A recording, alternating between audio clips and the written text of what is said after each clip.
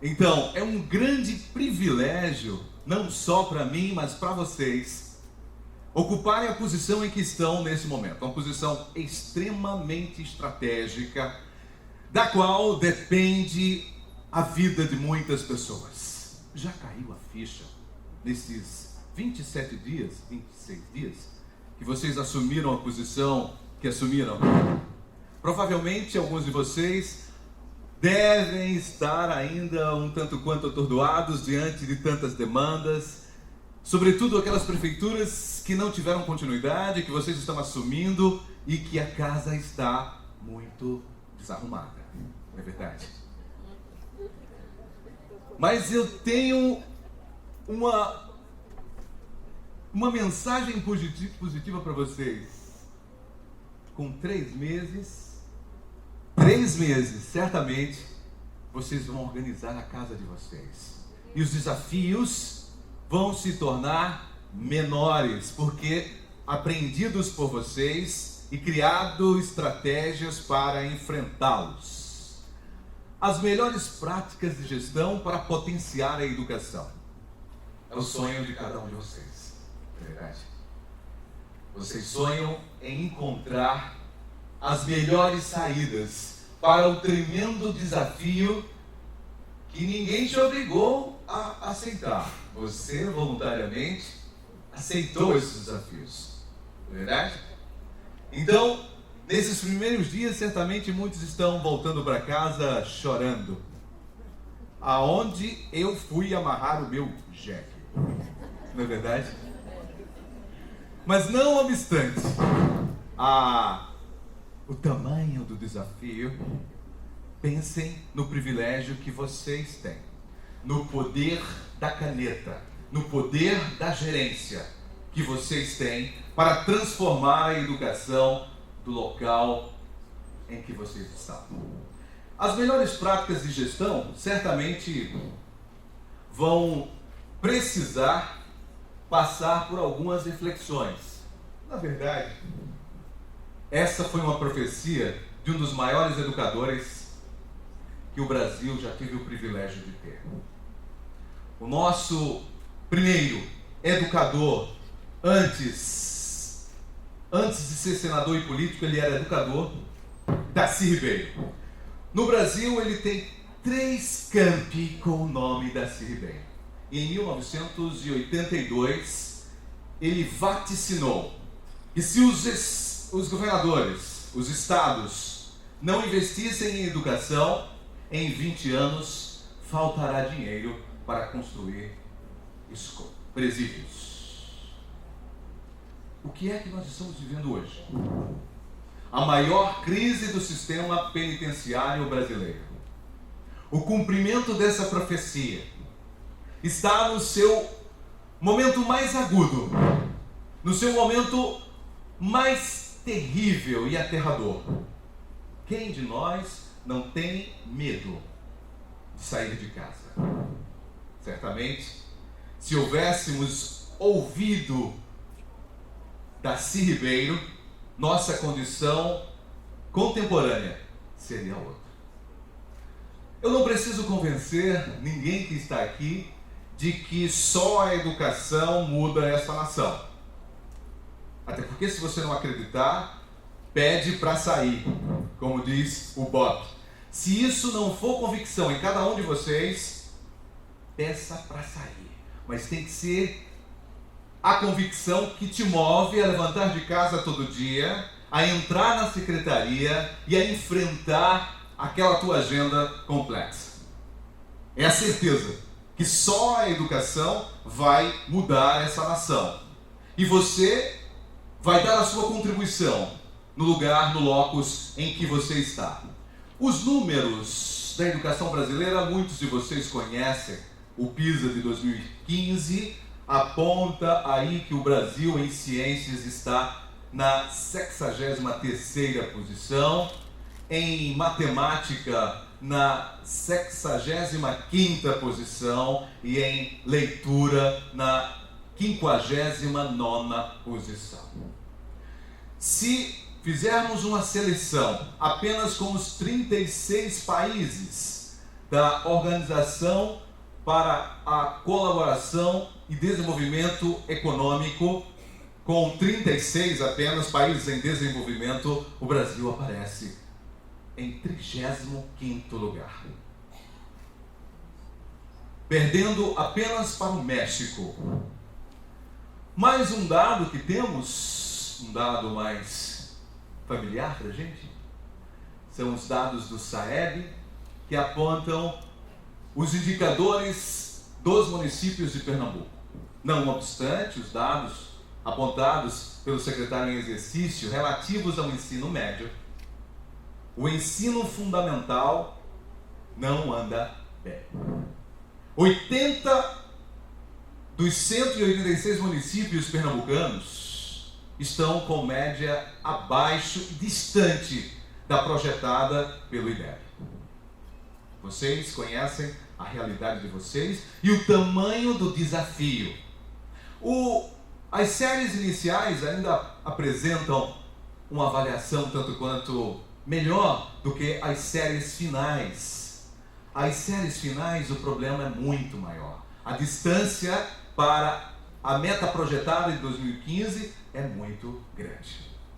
Portanto, os números falam por si e só nos fazem perceber a dimensão, o tamanho do desafio, o tamanho da encrenca em que cada um de vocês voluntariamente, eu repito, decidiram aceitar. Missão dada para vocês. Ao final de 4 anos, você precisa responder para si e para toda a sociedade da cidade que confiou no seu trabalho se foi missão cumprida. Todo dia você deve entrar naquela secretaria elencando as suas atividades menores, mas sobretudo com esse mantra, missão dada tem que ser cumprida. Eu tenho que melhorar os índices da minha cidade. E você tem uma responsabilidade maior, porque sobre os seus ombros não recaem só grandes expectativas de mudança, mas sobretudo vocês têm que monitorar, têm que liderar uma equipe que trabalhe em sintonia para o mesmo propósito, para a mesma missão. Basicamente, cada um de vocês diariamente enfrenta 6 desafios. É o desafio do acesso e permanência dos alunos em sala de aula. Monitorar a presença desses alunos é fundamental. Nós já temos 92% das crianças de 4 a 17 anos dentro da sala de aula, em todo o Brasil. Ou seja, nós ofertamos sim vagas. Nós temos um índice que vai na casa de 24, quase 25% de evasão escolar. O problema não é só o acesso, porque o acesso nós damos. O problema é a manutenção desses alunos. E por isso, o que fazer para esse aluno ficar na escola? Como criar situações, atividades que atraiam o aluno diante de tanta concorrência desleal?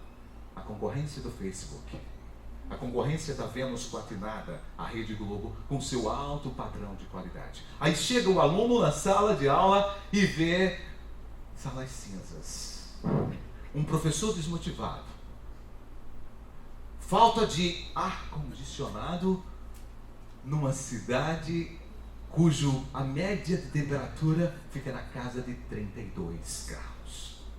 Como estudar nessas condições? Certamente, o mundo fora da escola é muito mais atraente para esse aluno. Todavia, a sua missão também não é só abrir as vagas, dizer venham, mas é sobretudo seduzir esses alunos para virem todo dia. E não só virem todo dia, permanecerem contentes e cheios de expectativa para o que vai acontecer durante aquele dia naquela escola. Ou seja, Você precisa ser mais sedutor do que Facebook e Rede Globo. Como fazê-lo? Então, esse é o primeiro desafio: acesso e permanência. Essa criança que chega na escola, sobretudo na educação infantil, precisa ser alfabetizada. E isso não é fácil. Apenas 53% dos alunos no terceiro ano do ensino fundamental é que consegue decodificar o texto escrito. Desafio da alfabetização na idade certa, porque dessa alfabetização vai depender todo o desempenho escolar daquela criança e toda a motivação para ficar na escola. Um outro desafio é, sobretudo, a valorização da carreira do professor, porque certamente não é só o secretário de educação, não é só o diretor da escola, mas o professor precisa estar animado, porque é o professor que lida diretamente com o aluno. Não adianta você fazer reuniões com os gestores fazerem reuniões com os professores para animar esses professores e eles entrarem desanimados, sem entusiasmo, tristes no interior da sala de aula, porque uma questão muito simples: falta de prestígio social. E quem tem que começar a arrancar essa má imagem do professor é o seu líder. Quem é o seu líder? Primeiro, imediato, é o seu gestor, que deve ser a imagem e semelhança do seu secretário.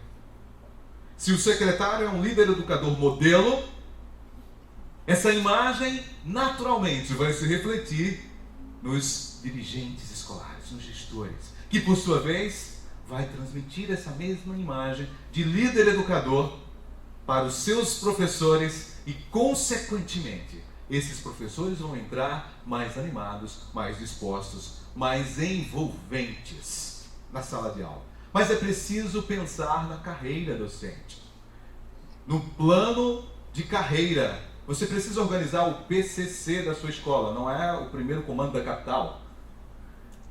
É um plano de cargos e carreiras. É um desafio para todos os diretores fazer uma revisão. Há planos de carreira muito antigos. E se você propõe fazer uma discussão do PCC com o sindicato, você ganha o sindicato, não é verdade? É tudo que o sindicato quer: rever, para melhorar o plano de carreira, para estimular esses professores. Ninguém trabalha gratuitamente. Ninguém trabalha na docência por vocação, exclusivamente fazendo voto de pobreza. Sim, nós temos que, de fato, fazer educação por vocação. Todavia, nós não fizemos voto de pobreza, e muito menos de castidade. Verdade? Inclusive, para que o voto de castidade não aconteça e vivamos bem, precisamos que o nosso voto de pobreza não aconteça, ganhemos bem e estejamos felizes dentro da sala de aula. Porque toda vez que a gente faz exercício, e o exercício sexual, nós despejamos uma descarga de beta-dopamina, que não importa as condições exteriores, nós estamos tomados pela beta-dopamina e entramos na sala de aula muito dispostos. Entenderam? É preciso animar esse professor revendo o PCC. Desafio 3. Desafio 4. Formação continuada de professor. Há quanto tempo no seu município não há um programa de formação continuada desses professores? Ora, o professor é o profissional que está na proa das profissões. Quem assistiu ao filme Titanic lembra da cena do DiCaprio lá na proa do navio, como o elemento mais destacado daquele navio, naquela cena romântica. O professor está ali, porque passam por ele todos os demais profissionais. Certamente, muitos de nós nunca vamos precisar de um engenheiro, para lidar diretamente com ele. Certamente, nunca alguns de nós vão precisar de arquiteto, mas todos os profissionais precisam de professor. E esse professor precisa estar constantemente qualificado. Bandeira que vocês têm que empunhar. Qualificar os seus docentes. Sempre. Porque o vetor de progressão acadêmica, profissional do professor tem que ser sempre um vetor ascendente. Porque quando o vetor fica na horizontal, retilíneo, a tendência é esta qualificação cair. Por quê? Porque o mundo avança. Os conhecimentos se desenvolvem, evoluem. O professor precisa estar o tempo todo adquirindo novas propostas pedagógicas para animá-lo. E, sobretudo, para atender esses alunos que não são mais alunos de 10 anos atrás. Uma geração Y, alguns vão chamar de geração Z, que tem expectativas de escola completamente diferentes das nossas. Não podemos, nós que somos professores, vocês estão gestores, nunca esqueçam disso. Vai passar. Vai passar. São educadores, sobretudo. Sabem que se você parar, se acomodar, a sua carreira declina. Declina. Portanto, o professor precisa de formação constantemente para se manter atualizado, para poder levar aos alunos as melhores ideias, as mais contemporâneas, as mais efetivas. Cuidar da infraestrutura, das condições de trabalho. Gente, não é verdade que a falta de recurso signifique falta de cuidado? Porque você pode ter poucos recursos, mas cuidar com capricho, cuidar com zelo, cuidar com qualidade. O que custa você mesmo passar uma mão de cal na sua sala, na sala dos professores? Uma coisa simples que pode motivar os seus colegas. Lembre-se, você é modelo. O gestor é um líder educador para o qual toda a cidade está de olho, está lhe observando. E principalmente a sua equipe. A sua equipe depende muito, primeiro, do seu estado de espírito quando você entra na secretaria todos os dias. Se você entra cabisbaixo, aquilo vai contaminar a equipe. Mas se você entra de alto astral, se você entra dando bom dia a todo mundo, não esquecendo ninguém, cuidado, não esqueça ninguém, que aquele sujeito que não recebeu um bom dia seu, ele vai contaminar o resto da equipe, fazendo picuinha e quebrando o clima daquele seu ambiente. Tenha cuidado. Tem 20 componentes na sua equipe e você tem que passar todos os dias por eles. Bom dia a todos, porque você é aquele que vai animar os demais. E o sexto desafio, certamente, quando a gente vencer todos eles, consequentemente, a qualidade vem. A qualidade é consequência de um trabalho duro com o acesso e a sedução dos alunos para manterem-se na escola. Alfabetização de qualidade, formação continuada dos professores, infraestrutura com o melhor que você puder. A qualidade é consequência. O sonho de cada um de vocês é ter uma escola com muita qualidade em todos esses aspectos, na verdade. E ao final vou mostrar 2 municípios bem pequenininhos, talvez alguns de vocês já saibam, que fizeram com pouco, muito em educação. Isso é possível. Quais seriam, então, algumas sugestões sobre princípios potencializadores da gestão educacional? Vou falar de 5. O primeiro, muito simples, conheça a si mesmo. Estou falando agora da sua vida individual. Você conhece o seu potencial, os seus defeitos. Você se conhece, você tem autoconhecimento de que quando você está triste, você tem que dar uma respirada, dar uma atrasada, atrasar sua entrada na secretaria para ficar bem. Porque você é o líder educador e não pode entrar mal. Veja que grande responsabilidade. A última pessoa que pode ter enxaqueca e demonstrar, dor de barriga e demonstrar, mau humor e demonstrar, é você. Porque você é o líder educador. Todos olham para você. Você é referência. Tome para si essa responsabilidade de levar a equipe, mas não como um chefe, mas como um líder. Qual a diferença a gente vai ver já já? Conheça a si mesmo. Conhecer a si mesmo é saber quais são os seus limites físicos, intelectuais e psicológicos para poder ficar bem. Conhecer a si mesmo é a frase que está lá na entrada do templo de Delfos, onde está o oráculo, para onde Sócrates se dirigiu. E a primeira pergunta que o oráculo faz a Sócrates é: o que você sabe? Qual é a resposta de Sócrates? Só sei que nada sei. Vamos repetir? Só sei que nada sei. Isso é humildade total. Porque ele foi acusado pelos senadores atenienses de corromper a juventude. Na verdade, ele andava, os jovens andavam atrás dele, porque os jovens sabiam que ali tinha conhecimento, qualidade. E isso ameaçava o poder dos senadores. Ele vai então ser julgado por um crime que ele não havia cometido. E era considerado o homem mais sábio da sua cidade.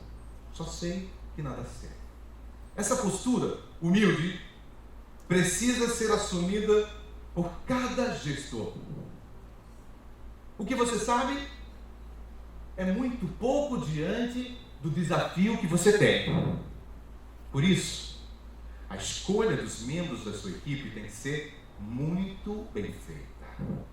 Pessoas muito qualificadas têm que estar ao seu lado.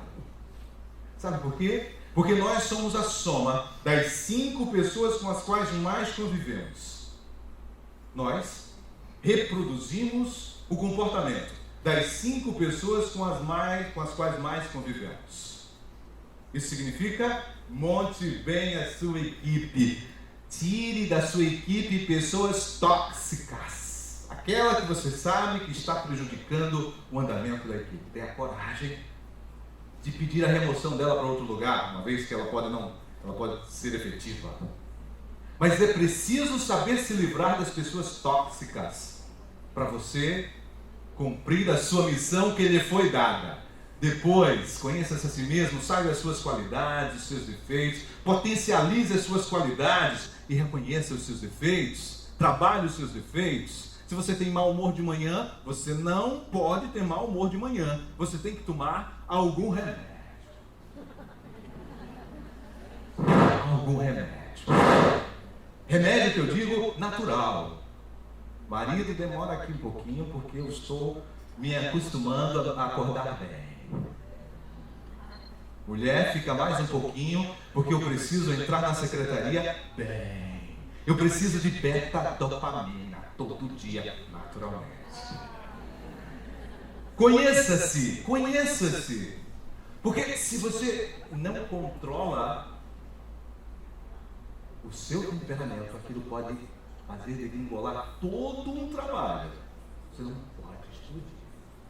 Você tem todos os motivos para ser um TNT, um explosivo. Mas você tem que contar até 20 antes de explodir. A última pessoa a explodir naquela secretaria, quem é? É você mesmo. Então conheça a si mesmo, cuide da sua saúde, coma vegetais. Que eu digo vegetais? Verduras, legumes, frutas. Leve para a sua secretaria porções de verdura. Por quê? Porque você não pode passar mais de 3 horas com fome. Sabe por quê? Porque você para de pensar bem. Aquela reunião que você faz, seja controlado na reunião. Vá direto ao assunto. Eu costumo dizer que são assim, olha, 30 minutos, 30 segundos de entrada, beijinho, olha lá como você vai, tudo bem? E objetividade.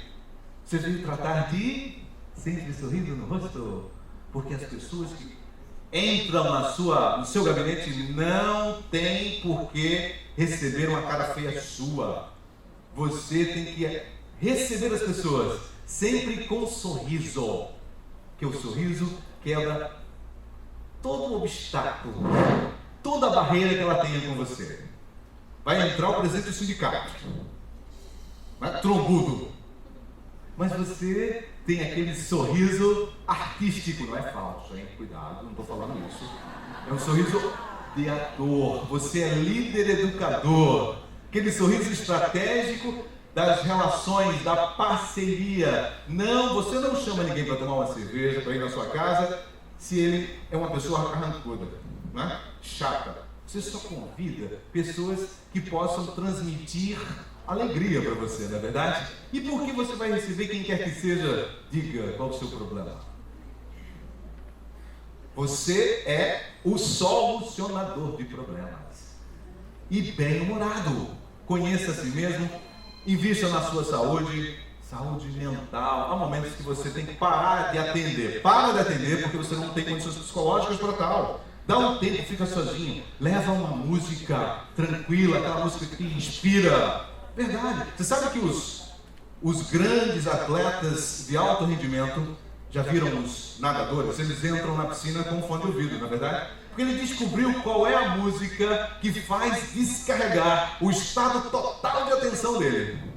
Quando ele descobre isso, ele treina sempre com aquela música. E ele vai disputar com aquela música. Porque aquela música lhe dá o estado mental necessário para ele enfrentar aquele desafio. E todos os dias você tem uma pilha de desafios para enfrentar. Você tem que ser um gestor de alto rendimento.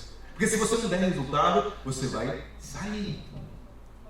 Não interessa ao município, não interessa ao povo da sua cidade, pessoas que apenas ocupam o lugar, a cadeira, esquentam a cadeira e não dão resultado.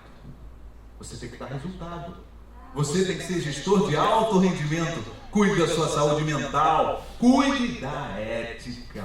Gente, está todo mundo entrando no seu gabinete com um gravador, viu?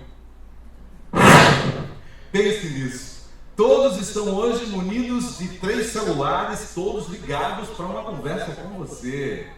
Cuidado. Não se deixe vencer pela tentação, pela sedução do dinheiro fácil. Você é líder educador.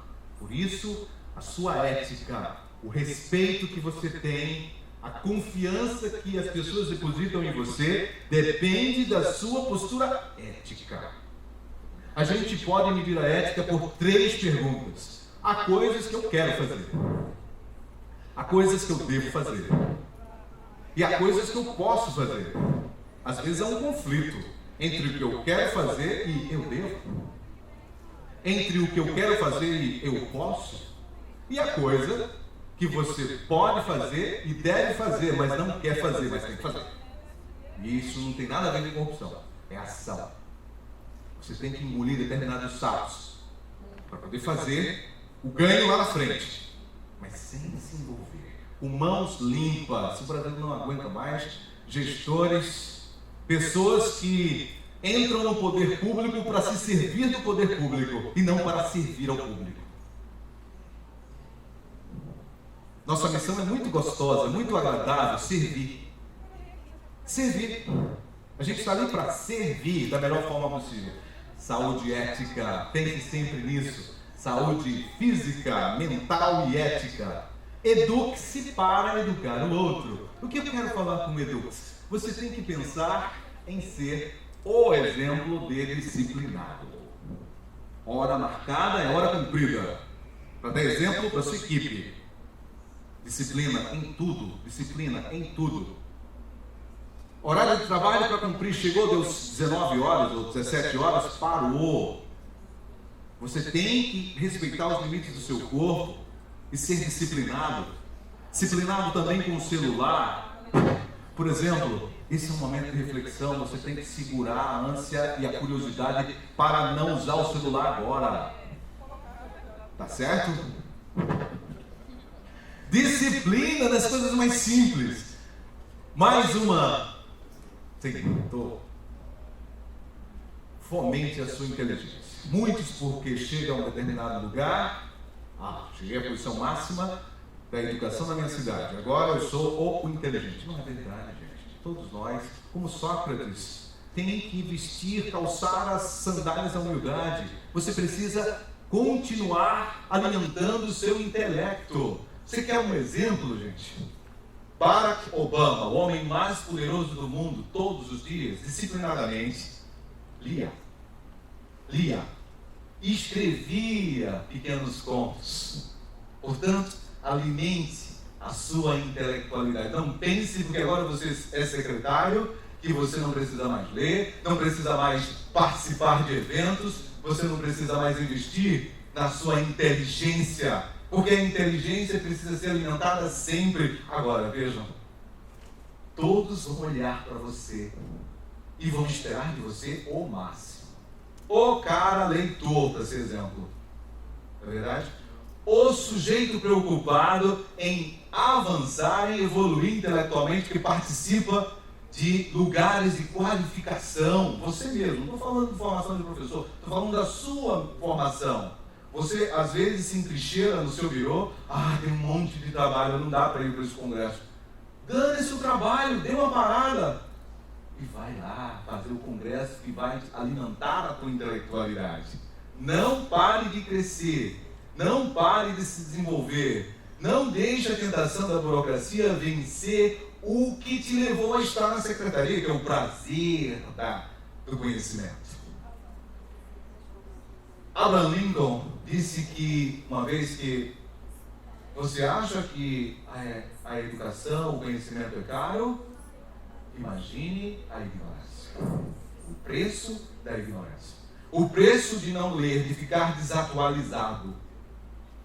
Você é líder de referência. Você é líder educador. Invista na sua qualificação. Terceiro princípio, para potencializar a sua gestão. Seja um líder educador e não um chefe ordenador. Tire a palavra chefia do seu vocabulário e coloque a palavra liderança. E você está no topo dos demais líderes da sua equipe. Você é um líder educador. Qual a diferença entre liderança e chefia? A chefia se obedece por hierarquia.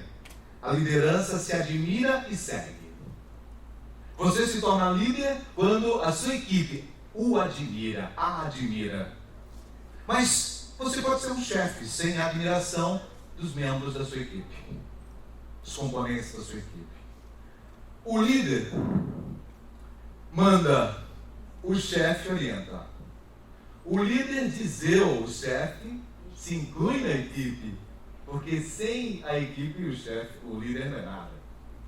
O líder diz vá, ou não, o chefe diz vai, o líder se integra, põe a mão na massa. Não é só mandar alguém fazer, você vai lá e faz, dá o exemplo.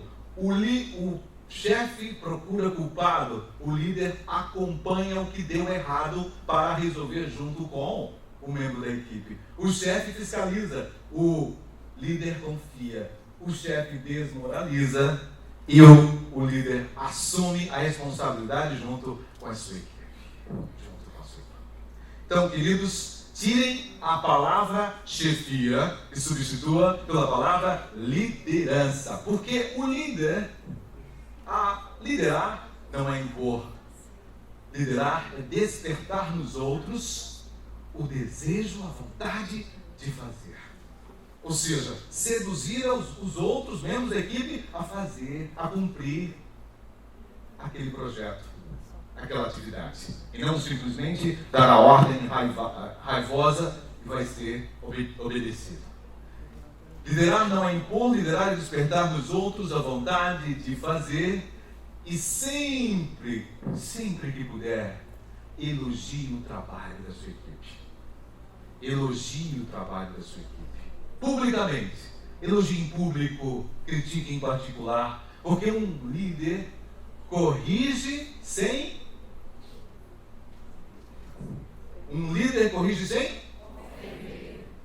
E critica sem humilhar. Coloque isso num lugar bem visível na sua sala. Isso vai ser fundamental na hora que você quiser dar um esporro merecido, mas você não pode dar esporro. Você tem que corrigir pensando, escolhendo as melhores palavras para não ofender as pessoas, e tem que criticar, apontar os problemas sem humilhar. Você sabe que no processo de comunicação, de persuasão com as pessoas, 7% do poder de persuasão estão nas palavras, só 7%.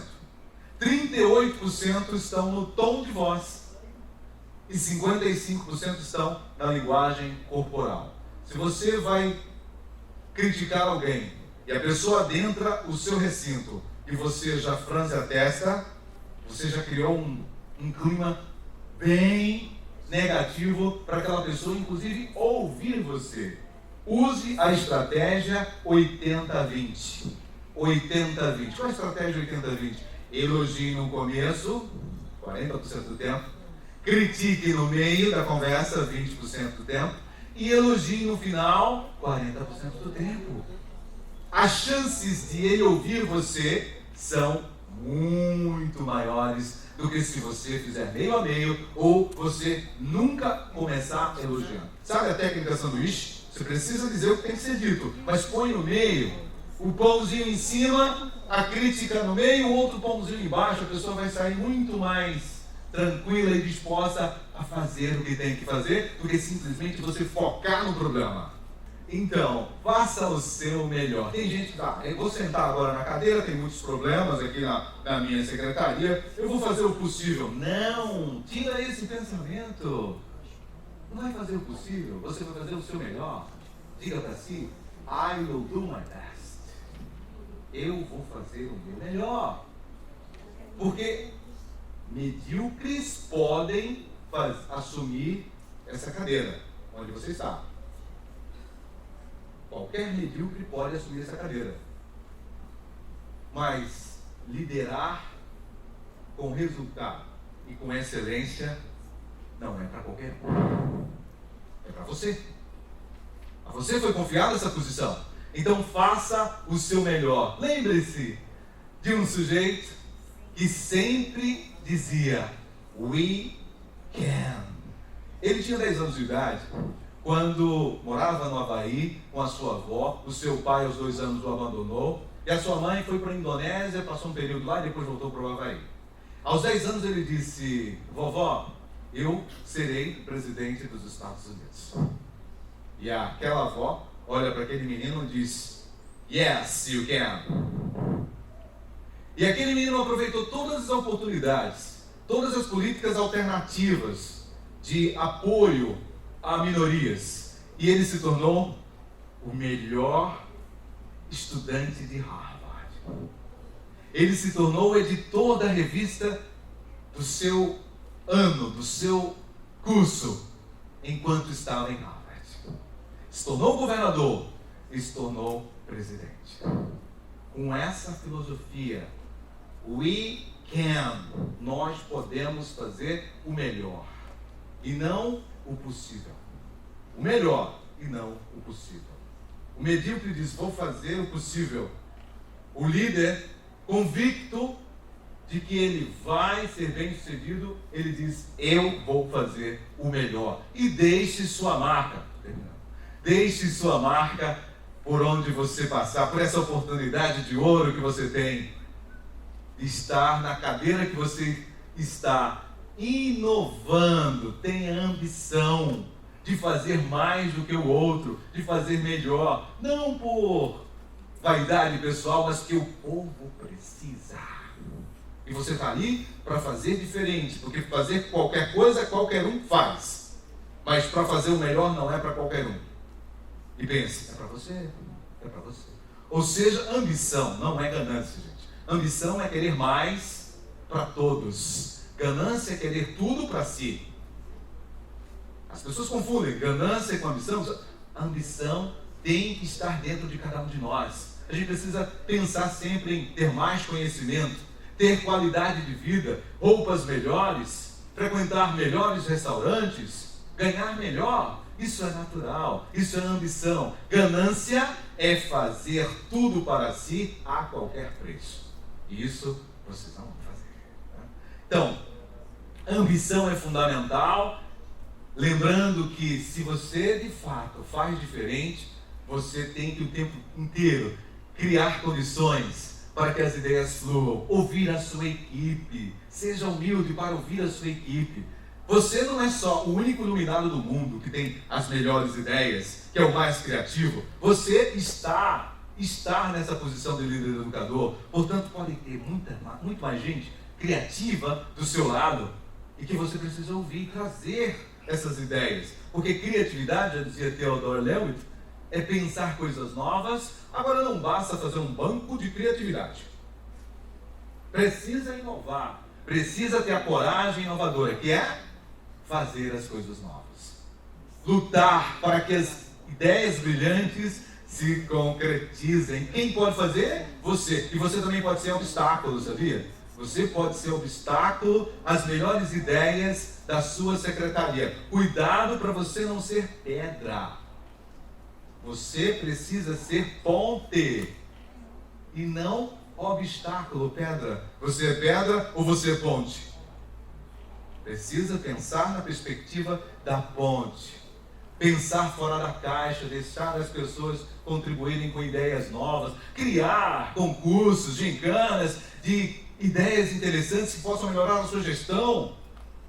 Pense numa visão estratégica, seja visionário, tome decisão. E não basta decidir, teoricamente, é preciso ir à ação, tem iniciativa. Mas antes de fazer qualquer coisa, planeje, organize-se para poder realizar. Essas 6 coisas são fundamentais para você deixar a sua marca. Sim, eu acredito no sucesso de vocês. Muito obrigado pela atenção. Saúde e muito sucesso nesses desafios que vocês terão pela frente nesses próximos 4 anos.